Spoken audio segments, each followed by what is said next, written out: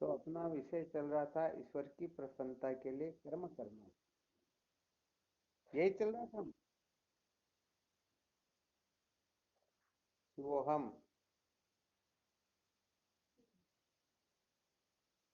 हाँ शिव बोल रहा है। तो अपना विषय चल रहा था कर्म का सदुपयोग अथवा अंतःकरण की शुद्धि अथवा ईश्वर की प्रसन्नता के लिए निष्काम भाव से कर्म करना।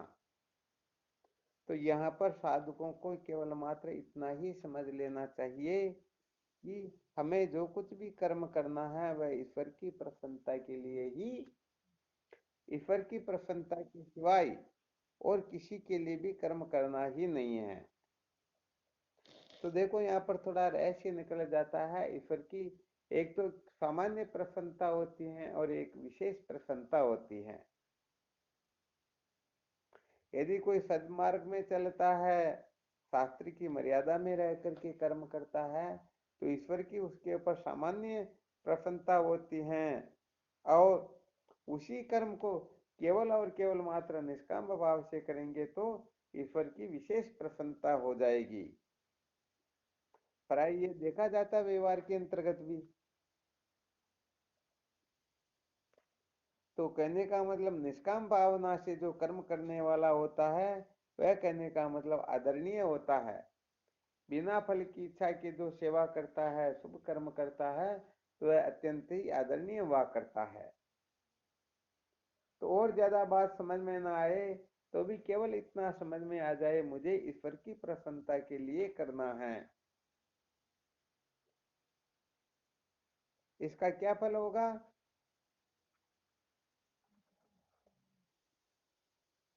हाँ बिल्कुल सत्य बात। कहने का मतलब ईश्वर की प्रसन्नता को हमें महत्व दे देना है। अब ईश्वर कैसे प्रसन्न होते हैं? तो काम भावना से होंगे या निष्काम भावना से होंगे, विहित कर्म से होंगे या निषिद्ध कर्म से होंगे। कर्मों का फल, अविद्या के बंधन से मुक्ति, इस प्रकार का लक्ष्य बनाने वाले के ऊपर विशेष प्रसन्नता होगी या स्वर्ग आदि लोगों को प्राप्त करने की इच्छा का करना, इस पर विशेष रूप से प्रसन्न होंगे, ये देख लेना चाहिए।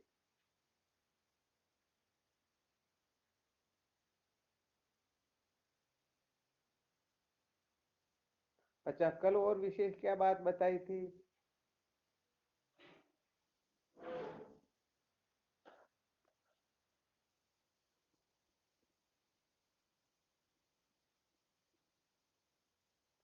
हाँ बिल्कुल ठीक बात है।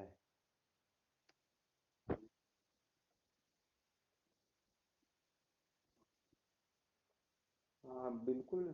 कहने का मतलब ये तो समझो मूल मंत्र है।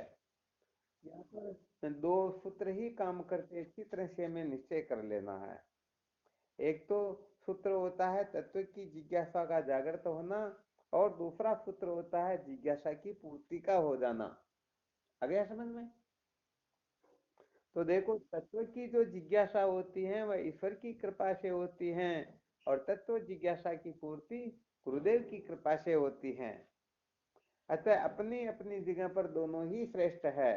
यदि तत्व की जिज्ञासा जागृत नहीं हुई तो उनके लिए ईश्वर की कृपा की ही आवश्यकता होगी, और तत्व जिज्ञासा जागृत हो गई तो केवल और केवल मात्र गुरुदेव की कृपा की ही आवश्यकता होती है। इस सूत्र को तो अच्छी तरह से नोट कर लेना चाहिए।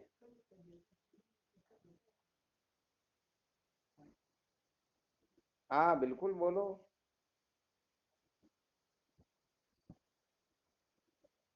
हाँ परंतु बात ये है ना, गुरुदेव उनके ऊपर ही प्रसन्न हो सकते हैं जो सचमुच में तत्व का जिज्ञासु हो। तत्व जिज्ञासुओं के ऊपर ही तो गुरुदेव की प्रसन्नता होती है या नहीं है?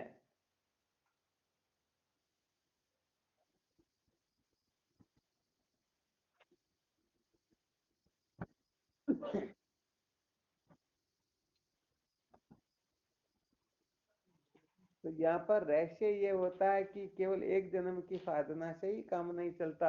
अनेक जन्म भजनात् सविचारम चिकीर्षति।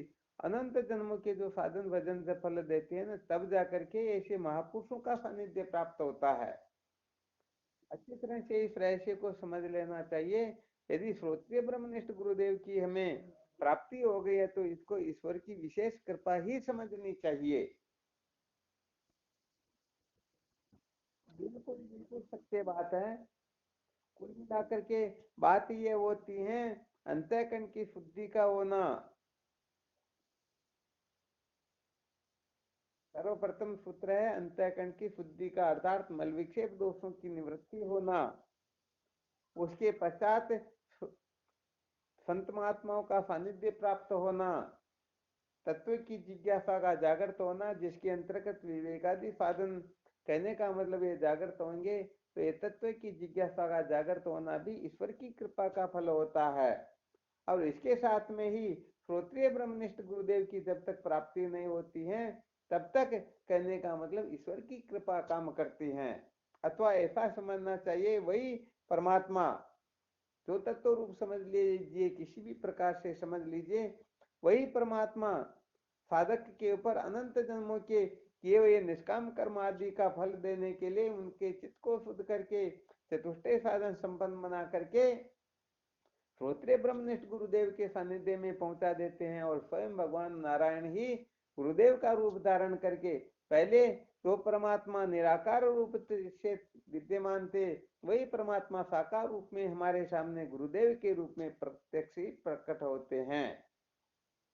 तो विचार करके देखा जाए तो ये सारा का सारा उसी का काम है या नहीं है? हाँ, बिल्कुल सत्य बात है। क्योंकि वास्तव में गुरुदेव जो है, इसके लिए कहा गया है गुरु, गुरु साक्षात परब्रह्म, अर्थात गुरुदेव साक्षात ब्रह्म है। तो वह ब्रह्म, वह परमात्मा, वह नारायण ही तो गुरुदेव के रूप में होते हैं, तभी तो उनको साक्षात ब्रह्म कहा गया है।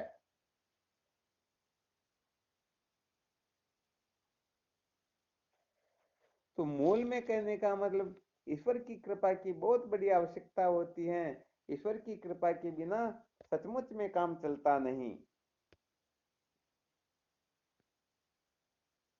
और ईश्वर की कृपा प्राप्त करने के लिए ये बहुत सारे सूत्र बता ही दिए कि इस प्रकार से यदि कोई करेगा तो निश्चित रूप से उनके ऊपर ईश्वर की कृपा हो ही जाएगी। तो साधकों को क्रम क्रम से आगे बढ़ते रहना चाहिए। जो क्रम क्रम से आगे बढ़ते हैं निश्चित रूप से वो विद्या के बंधन से मुक्त हो जाते हैं, इसमें संशय नहीं करना चाहिए। कहने का मतलब ये होता है ना, बहुत सारे लोग गुरुदेव को केवल अपने समान मनुष्य ही समझते हैं, और उनको पता चल जाए साक्षात भगवान नारायण ही गुरुदेव के रूप में है तो कम से कम मनुष्य तो नहीं समझेंगे ना, थोड़ी ऊंची कक्षा में तो बढ़े ना। असली बात तो यह है, जब तक साक्षात ब्रह्म नहीं समझेंगे तब तक, कहने का मतलब अविद्या के बंधन से छुटकारा प्राप्त होने वाला वास्तव में है ही नहीं। परंतु कम से कम मनुष्य समझ रहे, उनसे तो थोड़े ऊपर उठ गए ना।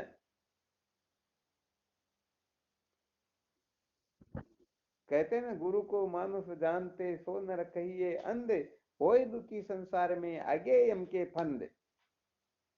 तो देखो क्या बात है, एक बार वापस बोलो। हम्म। क्या बात है, बिल्कुल सत्य वचन ही है। तो देखो यहाँ गड़बड़ क्या होती है, थोड़ा ये भी रहस्य बता देते हैं।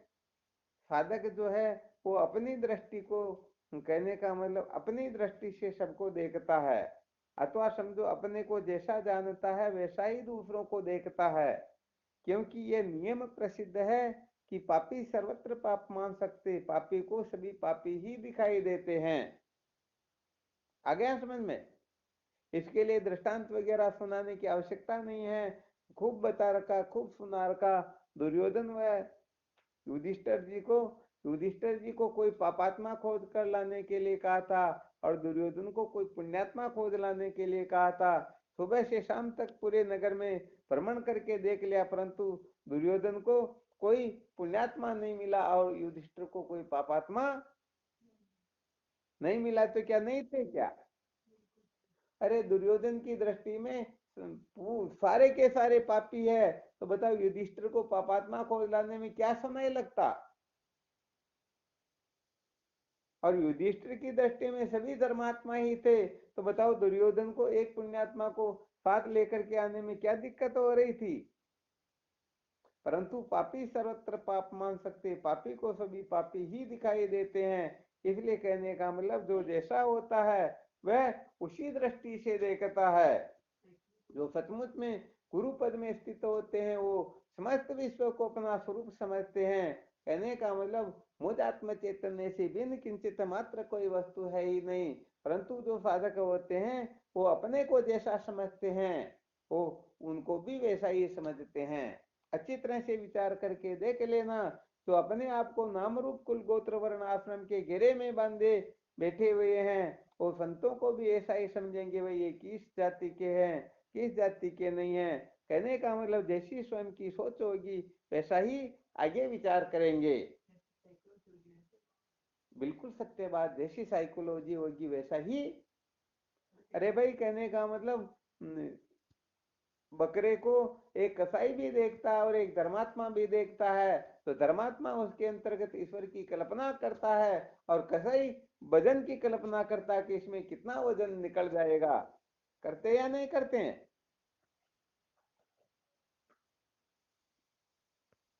तो कहने का मतलब यह है कि जो जैसा होता है वह उनको वैसा ही।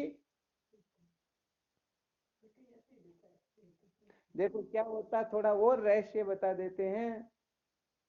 शायद आप लोगों को सुना तो रखा होगा बहुत बार, फिर भी और सुना देते हैं। कोई साधक गया किसी महात्मा के दर्शन करने के लिए, थोड़ी बहुत देर बैठा, दर्शन किया, 2-5 मिनट बैठा और खड़ा होकर के हाथ जोड़ करके कहने लगा गुरुदेव आज्ञा दीजिए, मैं अब प्रस्थान करता हूँ। महात्मा ने कहा रे भाई तेरे को जाना ही था तो तू आया क्यों? तेरे को जब घर पर जाना ही था तो तू यहाँ आया ही क्यों? उसने कहा भगवान बस आपके दर्शन करने थे, दर्शन कर लिए, अब मैं जाता हूँ। क्या कहा? मैं तो आपके दर्शन करने के लिए आया हूँ। तो महात्मा ने कहा क्या तेने दर्शन कर लिए? कहा बिल्कुल कर लिए। तुरंत महात्मा ने डंडा उठाया और 2-4 डंडे लगा दिए और कहा बंधु मूर्ख, अपने आप को भी 3.5 हाथ का मलमूत्र बनाने वाला ये कहने का मतलब सप्त धातु से बना हुआ शरीर समझता है, और महात्माओं को भी शरीर के दर्शन किए और समझ लिया हमने महात्माओं के दर्शन कर लिए, अब जा रहा। अरे ऐसे महात्माओं के दर्शन नहीं होते हैं। क्या इस प्रकार से दर्शन होते हैं क्या? बिल्कुल सत्य बात है।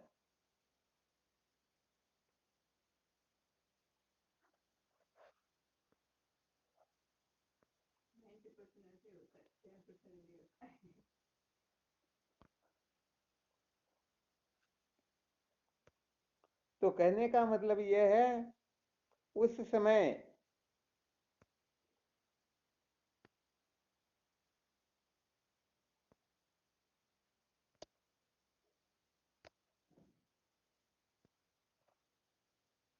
महात्मा उनको समझाते हैं, देखो ध्यान देना अच्छी तरह से है ना। तुम अपने को जैसा जानते हो वैसे तुम नहीं हो, और मेरे को भी तुम जैसा जान रहे हो वैसा मैं नहीं हूं। सचमुच में मैं कैसा हूं जो मैं तेरे को बताऊंगा तब तू समझिएगा कि मैं कैसा हूं, और तेरे बारे में भी मैं बताऊंगा कि तू कैसा है, तब तू अपने आप को जान पाएगा। ये थोड़ा सूत्र विशेष, इस सूत्र का थोड़ा अच्छी तरह से मंथन करना। अर्थात हम अपने आप को जैसा जानते हैं, संसार को जैसा जानते हैं, महात्माओं को जैसा जानते हैं, वैसे वास्तव में वह महात्मा है नहीं, बल्कि महात्मा लोग जैसा बताएंगे कि मैं ऐसे ऐसा हूं और तुम ऐसे हो, तब जाकर के समझो यथार्थ बोध होगा, यथार्थ ज्ञान होगा।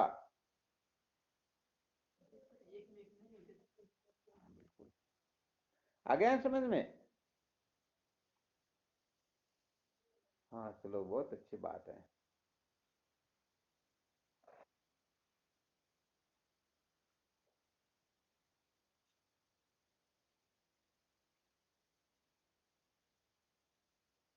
तो कुल मिलाकर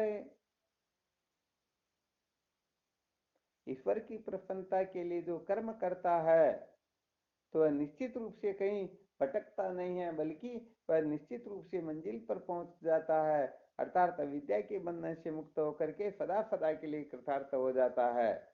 तो ये नियम अच्छी तरह से इसी को समझ लीजिए, ईश्वर की प्रसन्नता ही विशेष रूप से आवश्यक है।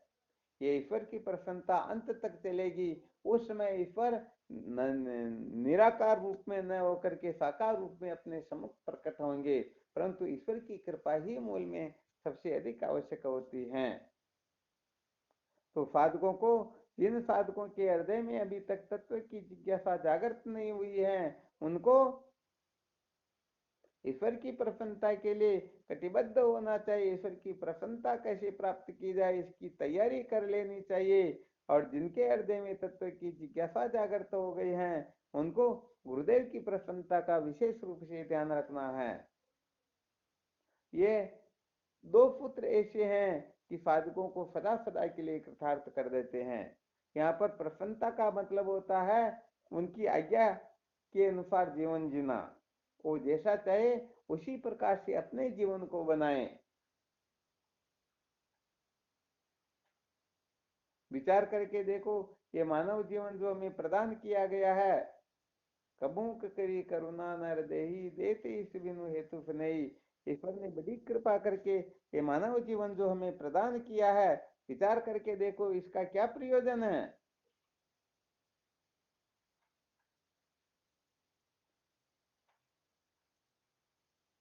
क्या लक्ष्य है इसका।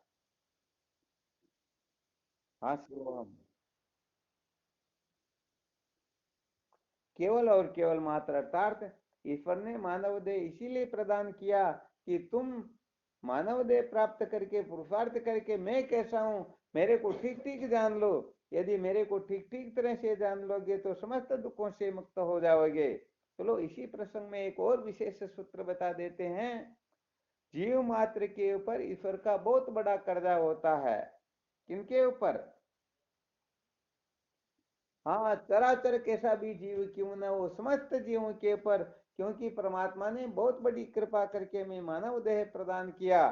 तो बताओ, उनकी हमारे ऊपर इतनी बड़ी जो कृपा हुई, तो ये उनका हमारे ऊपर ऋण है या नहीं है? बिल्कुल सत्य बात, हमारे ऊपर ऋण है। तो देखो, ये ऋण यदि कोई चुका देता है तो समझो वह सदा सदा के लिए कृतार्थ हो जाता है। और यदि कोई इस ऋण को नहीं चुका सकता है तो इस ऋण के ब्याज ब्याज में ही वह 84 लाख योनि में वो ठोकरें खाता रहता है, जूते चप्पल खाता रहता है। आ गया समझ में? और अच्छी तरह से इस बात को भी समझ लेना, ये ऋण केवल और केवल मात्र मानव देह में ही चुकाया जा सकता है। मानव देह के अलावा ऐसी कोई योनि है ही नहीं जिस योनि में इस ऋण से छुटकारा पाया जाए। ऐसा समझो, ईश्वर की कृपा से मानव देह प्राप्त होता है और मानव की मूर्खता से 83,99,999 योनियों में भटकना होता है। थोड़ा रहस्य समझने की कोशिश करना। आ रहा समझ में? अरे ईश्वर ने कृपा करके मानव देह प्रदान किया कि तुम मानव देह प्राप्त करके मेरा ठीक ठीक साक्षात्कार करो और सदा सदा के लिए मुझ में मिल जाओ, अर्थात मेरे से अलग रहो ही नहीं। परंतु इन्होंने ऐसा नहीं किया और पता नहीं क्या क्या आडंबर करके, क्या क्या करके ये 84 लाख योनि की ओर चला गया। तो ईश्वर की कृपा से 84 लाख योनि मिली या अपनी मूर्खता ना समझी से?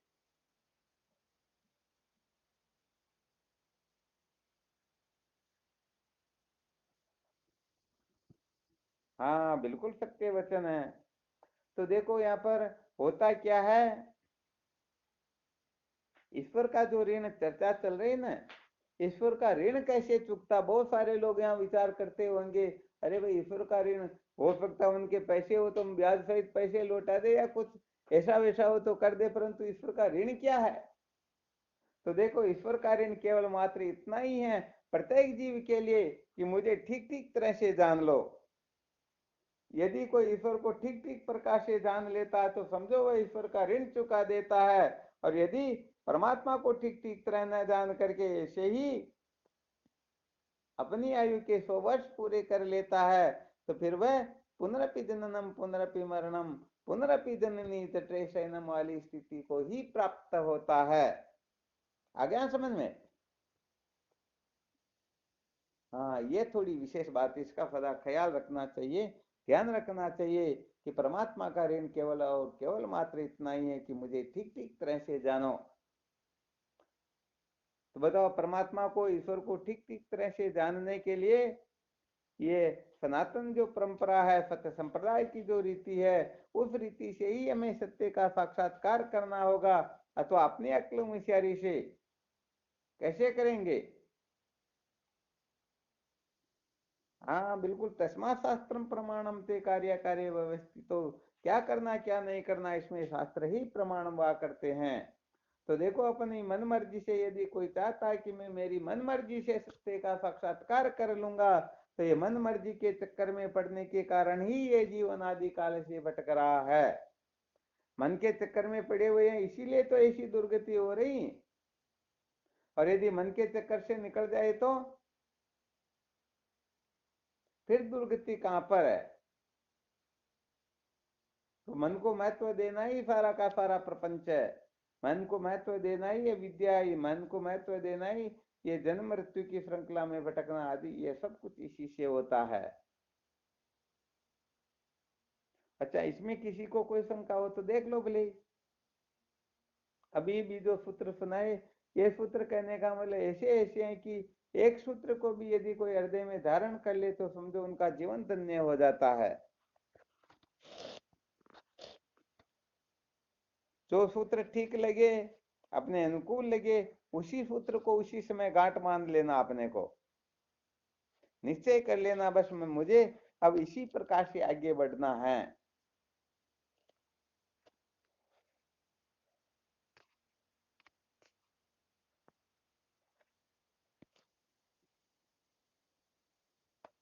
हाँ बिल्कुल सत्य बात है।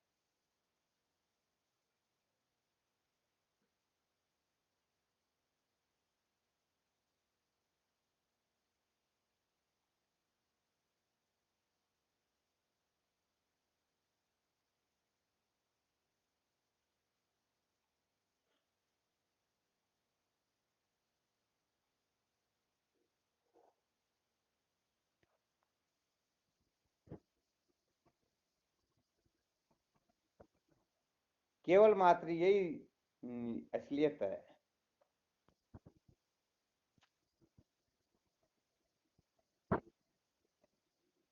हाँ बिल्कुल, कहने का मतलब वैसे विधान ये है कि सारे ऋण चुकने के बाद में वो अंतिम ऋण वही होता है। सारे ऋणों को कोई चुका दे फिर भी जन्म मरण के बंधन से मुक्त नहीं होता है।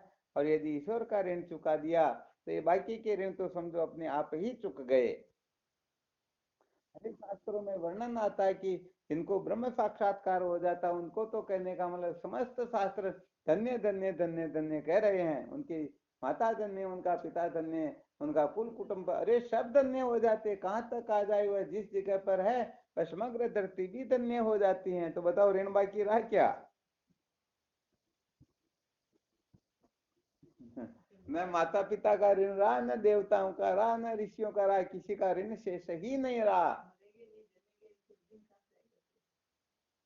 इसलिए ईश्वर के ऋण को चुकाने में जो सचमुच में कटिबद्ध है, समझ लेना चाहिए उन्हीं का जीवन धन्य है।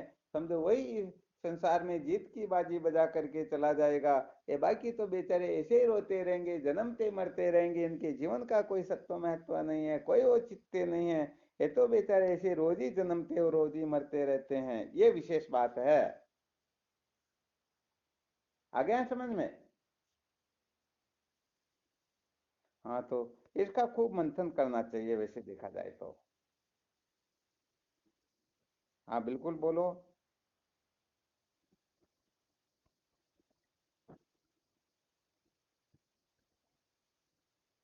बिल्कुल, मात्र यही असलियत है। यदि ठीक ठीक प्रकार से जानोगे तभी काम चलेगा।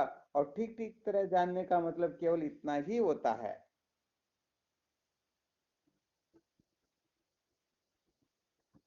हाँ, जो जनरी को दूर बतावे 84 भुगतेला। हम्म, मुझे खबर पड़ेला। बिल्कुल सत्य बात है।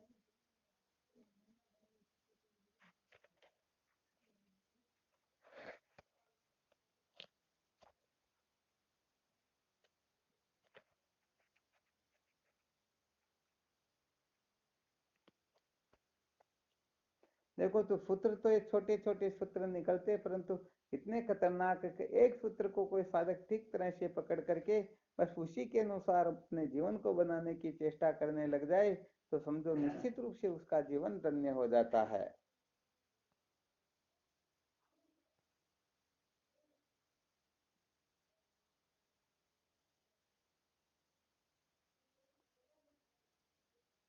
इसमें किसी को और कोई शंका हो तो?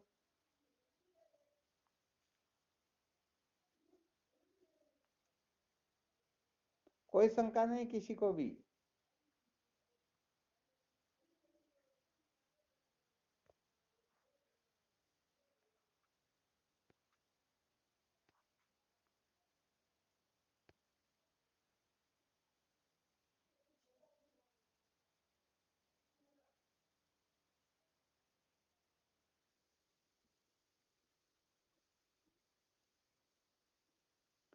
ये तो बिल्कुल सत्य बात। ईश्वर की प्रसन्नता से केवल और केवल मात्र तत्व की जिज्ञासा ही जागृत हो सकती है।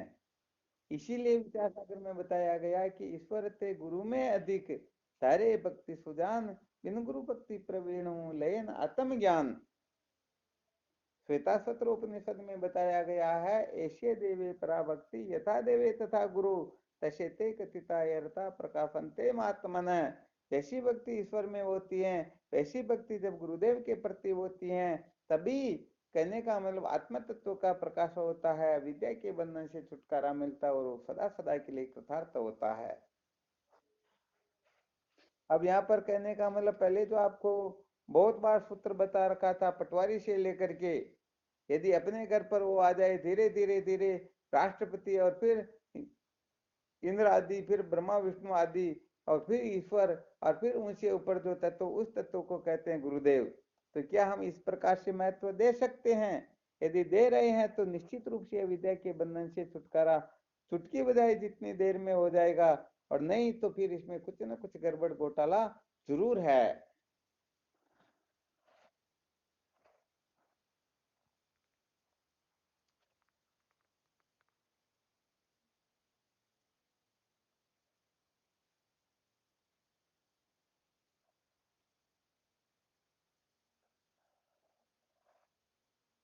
तो कर्म का सदुपयोग समझ में आ गया ना थोड़ा बहुत? है। कर्म ईश्वर की प्रसन्नता के लिए करेंगे तो अंतःकरण शुद्धि होकर के तत्व की जिज्ञासा जागृत हो जाएगी, और उसके बाद में संतों के संग से विवेक आदि साधन जागृत होंगे, और गुरुदेव के सानिध्य से अविद्या के बंधन से छुटकारा मिल जाएगा। यहाँ पर कहने का मतलब सबसे पहले ईश्वर की प्रसन्नता है, फिर ईश्वर की प्रसन्नता के पश्चात संतों की प्रसन्नता है, और अंत में फिर गुरुदेव की प्रसन्नता है। तो संत भी ईश्वर की कृपा से ही मिलते हैं, अतः ये सब ईश्वर की प्रसन्नता के अंतर्गत ही आ जाते हैं।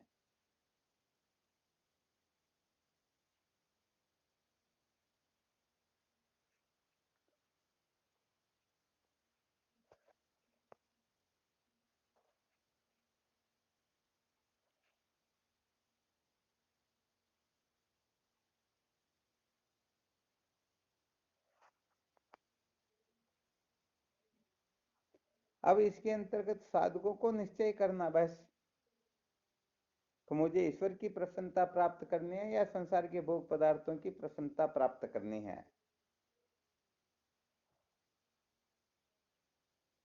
आ गया समझ में?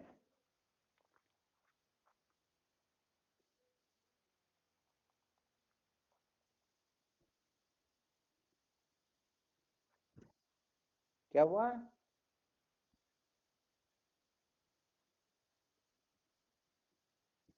तो बहुत अच्छी बात है। अब इसके आगे की जो कक्षा है, उस कक्षा का चिंतन मनन करो।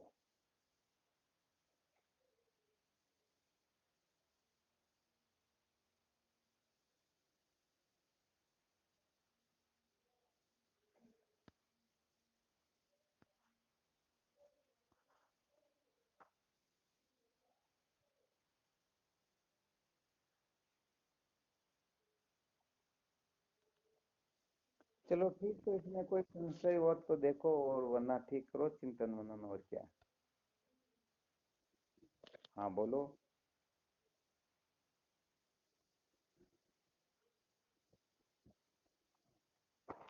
हाँ, तत्व की जिज्ञासा तभी तो जागृत होगी। ईश्वर के इस ईश्वर से भी वैराग्य हो जाए। क्या हुआ?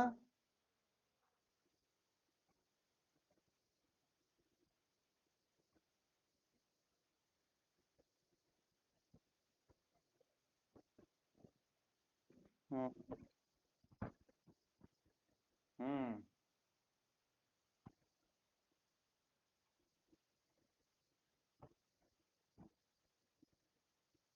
बिल्कुल सत्य वचन। सही है।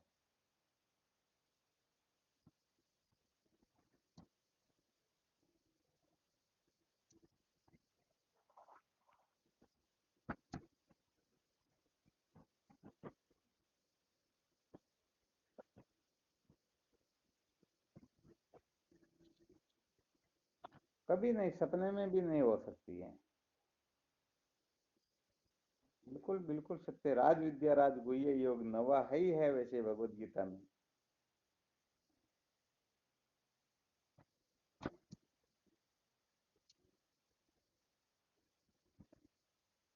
बिल्कुल सत्य बात। ये क्या है कि होता है क्या कि देखो, यहाँ ये ब्रह्म विद्या को जो गुह्य बताया गया ना, इसमें बहुत अलग अलग विलक्षण विलक्षण तात्पर्य है। कहने का मतलब ये ब्रह्म विद्या अत्यंत गोपनीय है। तो कहने का मतलब जो गुप्त रहना चाहते हैं वही इसका साक्षात्कार कर सकते हैं। बल्कि संसार में तो ऐसा देखा जाता है, संसार में जीव मात्र पागल हो रहे मानव मडाई के लिए, कि मेरी प्रशंसा हो, मेरी स्तुति हो, मेरी ऐसी वैसी हो। तो बताओ वो ये है क्या? वो तो प्रकट होना चाहते हैं। तो ये आत्म तत्व जो पंचकोशों आच्छादित है, अत्यंत गुह्य है। और ये गुह्य तत्व है जिसकी बुद्धि में ठीक ठीक प्रकाश से जगमगा जाता है, समझो उसी ने आत्म तत्व का साक्षात्कार किया।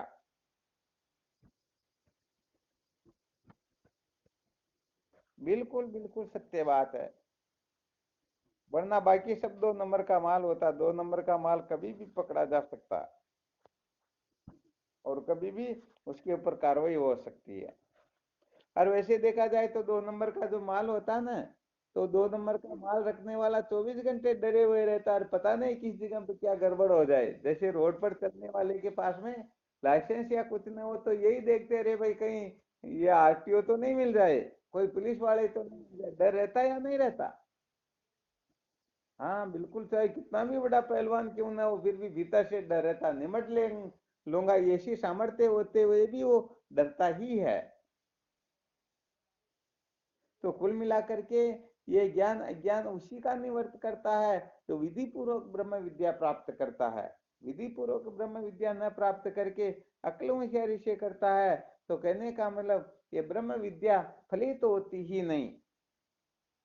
इसीलिए कहा गया, ज्ञान तो किसी को भी हो सकता है, परंतु ज्ञान निष्ठा जो है ये बड़ी दुर्लभ वस्तु होती है। तो जब तक निष्ठा नहीं होती, कहने का मतलब निष्ठा होने पर ही ये संसार का चक्र शांत होता है।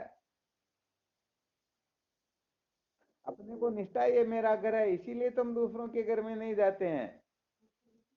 वरना ये भी घर है वो भी घर, सब जानते या नहीं जानते, घर घर जाना ये ज्ञान है, परंतु घर में निष्ठा होना ये अन्य निष्ठाओं का त्याग हो जाता है।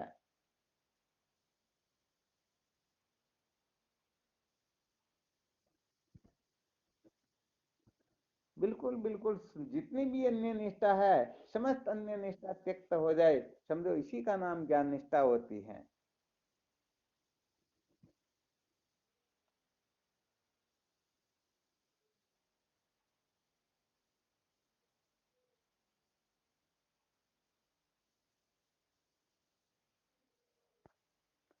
चलो ठीक, अभी इसमें कोई शंका हो तो देख लो।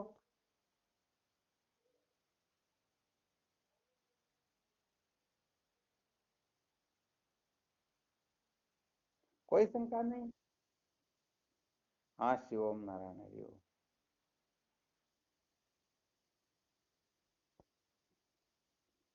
हाँ शिवो हम। हाँ शिवोहम नारायण हरि ओम। शिवोहम।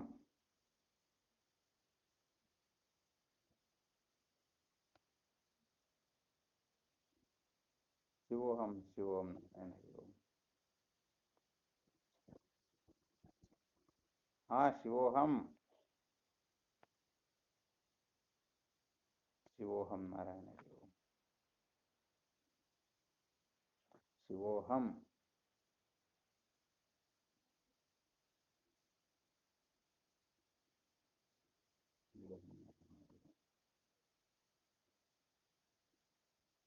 शिवोहम।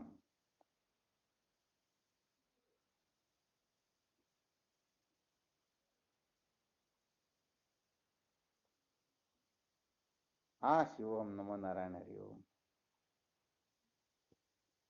शिवोहम। चलो ठीक है, इसी विषय पर चाहो तो और चिंतन मनन करते रहना। साधक संत सभी जुड़े हुए हैं तो आपके हिसाब से देख लेना।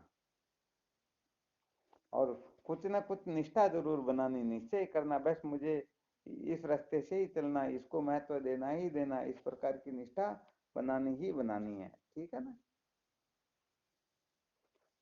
ठीक शिवोहम। हाँ शिवोहम।